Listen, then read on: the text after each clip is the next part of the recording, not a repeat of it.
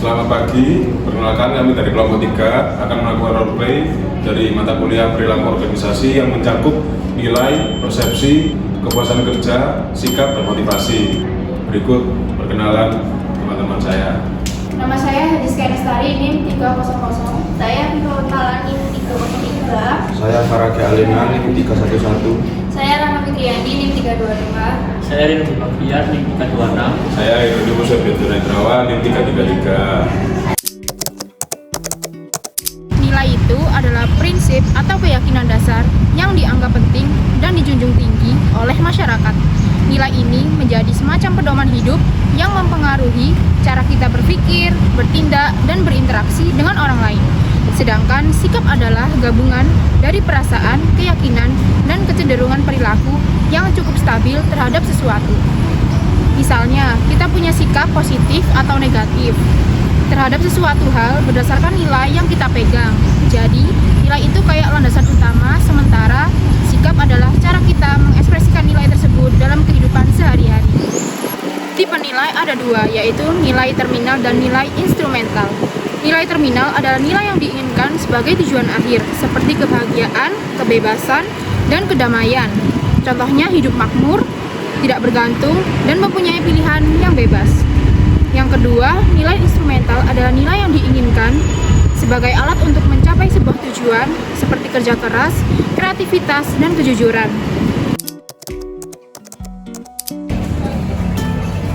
Halo Rek, Apa John? kamu ditawari di perusahaan multinasional, kenapa kamu nggak ambil? Karena aku lagi fokus di komunitas pendidikan desa. Buatku kontribusi sosial kan lebih penting. Duh, tapi ini loh, peluang untuk CV itu besar. Mungkin, tapi nilai aku kan beda. Aku lebih senang kalau hidupku punya dampak langsung bagi orang lain. Jadi, persepsi adalah proses kognitif di mana seseorang menerima dan mengorganisasi dan menafsirkan informasi dari lingkungan sekitarnya melalui panca indera seperti penglihatan, pendengaran, perabaan, penciuman, dan pengecapan untuk membentuk pemahaman atau gambaran tentang dunia. Selanjutnya ada tahapan proses persepsi. Yang pertama stimulasi, yaitu penerimaan rangsangan. Jadi individu menerima rangsangan dari lingkungan melalui indera. Yang kedua seleksi. Jadi tidak semua rangsangan diproses. Individu memilih rangsangan yang dianggap penting. Yang ketiga organisasi, yaitu informasi yang dipilih diorganisasikan menjadi pola yang bermakna. Yang keempat interpretasi. Individu memberi makna pada informasi yang telah diorganisasi berdasarkan pengalaman, nilai, harapan, dan budaya. Selanjutnya jenis persepsi. Yang pertama persepsi sosial, yaitu menilai orang lain berdasarkan pengamatan terhadap perilaku manusia. Yang kedua persepsi sensorik, yaitu merasakan objek atau peristiwa di lingkungan secara fisik.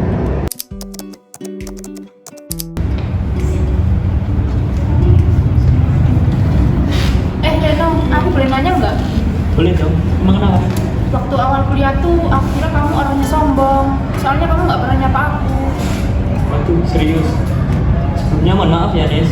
Aku ini rambut jauh, makanya ya lihat orang dari kejauhan itu nggak kelihatan. Oh, jadinya aku salah sangka.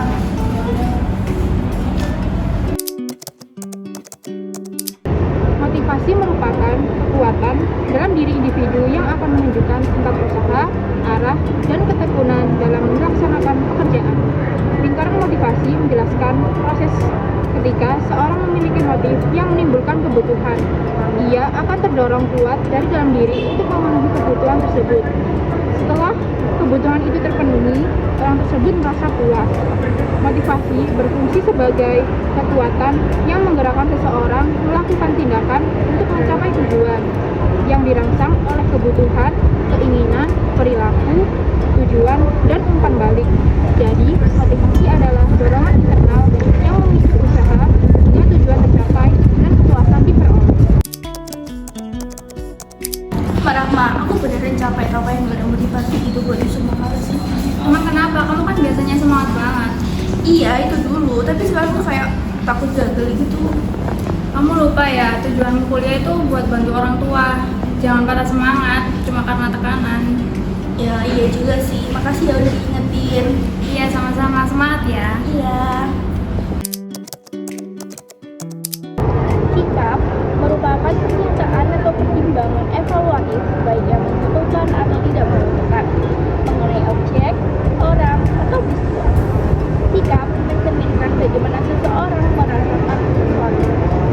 Komponen sikap ada 3. Yang pertama ada pengertian, yaitu segmen pendapat atau keyakinan akan suatu sikap. Yang kedua ada keharuan, yaitu segmen emosional atau perasaan dari suatu sikap. Yang ketiga ada perilaku, yaitu suatu maksud untuk berperilaku dengan cara tertentu. Tipe sikap ada 3. Yang pertama ada kepuasan kerja, yaitu sikap seorang individu terhadap pekerjaannya. Yang kedua ada keterlibatan kerja, yaitu mengukur sejauh mana seseorang memihak pada pekerjaannya, berpartisipasi aktif di dalamnya. Yang ketiga ada komitmen pada organisasi, yaitu suatu keadaan di mana seseorang karyawan memihak pada suatu organisasi tertentu. Kelompok kita 2 hari lagi presentasi loh, tapi file-filenya belum komplit semua. Ini gimana ya? Udah lah John, paling juga nggak ditanya banyak. Ngikut aja. Jangan gitu Gi. Nanti itu hasil yang kita harapkan itu tidak sesuai kalau kita nggak mau kerjakan berdua. Kita harus kerjasama untuk mencapai tujuan yang benar. Ya juga ya. Ya ada aku bantu yang bagian analisis. Kepuasan kerja merupakan suatu sikap umum individu terhadap pekerjaannya. Faktor yang mendukung kepuasan kerja yaitu karena kondisi kerja yang mendukung, rekan kerja yang mendukung, dan ganjaran yang pantas. Efek kepuasan kerja pada kinerja karyawan. Yang pertama, kepuasan dan produktivitas. Yang kedua, kepuasan dan kemakmuran. Yang ketiga, kepuasan dan tingkat keluar masuk karyawan. Ketidakpuasan kerja karyawan dapat dinyatakan dengan 4 cara. Yang pertama ada exit, yaitu meninggalkan organisasi. Yang kedua dengan suara, diungkapkan dengan aktif untuk memperbaiki kondisi. Yang ketiga ada kesetiaan, diungkapkan secara pasif, tetap optimis menunggu baiknya kondisi. Dan yang keempat ada pengabaian, yang dinyatakan dengan membiarkan kondisi memburuk.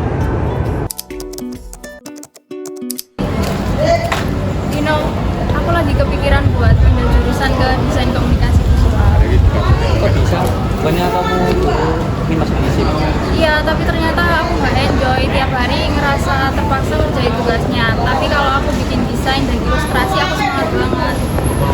Kalau gitu kamu mungkin buat kuliah coba bikin lagi deh. Oke. Jadi kesimpulannya adalah materi ini membahas tentang nilai, sikap, motivasi, dan kepuasan kerja. Nilai merupakan prinsip dasar yang dijunjung tinggi dan menjadi pedoman hidup. Terdiri dari nilai terminal, yaitu tujuan akhir seperti kebahagiaan, dan nilai instrumental, yaitu cara mencapai tujuan tersebut seperti kerja keras. Sementara itu, sikap adalah ekspresi dari nilai dalam bentuk perasaan, keyakinan, dan kecenderungan perilaku, yang terdiri dari 3 komponen. Yang pertama, kognitif atau pendapat atau keyakinan. Yang kedua, afektif, yaitu perasaan atau emosi. Yang ketiga, perilaku atau tindakan. Dan ada 3 tipe sikap utama, yaitu kepuasan kerja, keterlibatan kerja, dan komitmen terhadap organisasi. Kepuasan kerja dipengaruhi oleh kondisi kerja, rekan kerja, dan kompensasi, dan berdampak pada produktivitas, kemangkiran, serta turnover karyawan. Ketidakpuasan kerja dapat ditunjukkan melalui exit, voice, loyalty, atau neglect. Motivasi dijelaskan sebagai kekuatan internal yang mendorong seseorang untuk berusaha mencapai tujuan dan dipicu oleh kebutuhan serta keinginan. Teori motivasi X dari Clayton Alderfer membagi kebutuhan menjadi eksistensi, yaitu kebutuhan dasar, hubungan atau relasi antar pribadi,